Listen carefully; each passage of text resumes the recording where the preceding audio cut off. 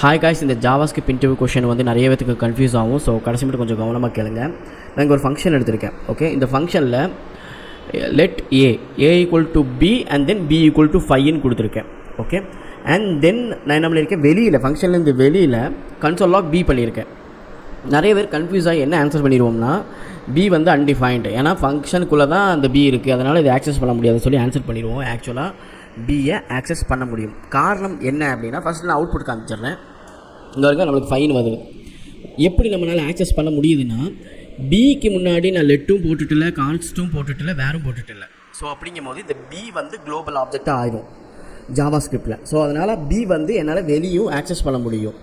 But இதுவே நான் ஏ வெளியே போட்டாலும் ஆக்சஸ் பண்ண முடியாது. இப்போ நான் ஏ வெளியில் போடுறேன்னு பாருங்களேன். இப்போ என்ன பண்ண முடியும், அன்டிஃபைன் வரும் பாருங்கள், எரர் வருதா, ஏ இஸ் நாட் டிஃபைன்டுன்னு. ஸோ பி போடும்போது மட்டும் நம்மளுக்கு அந்த ஆன்சர் வருது. ஸோ உங்களுக்கு புரிஞ்சிருக்கும்னு நினைக்கிறேன். இந்த டிப்ஸ் அண்ட் ட்ரிக்ஸை கண்டிப்பாக நான் ஃபாலோ பண்ணிக்கங்க. நெக்ஸ்ட் வீடியோ சந்திக்கிறேன். பாய்.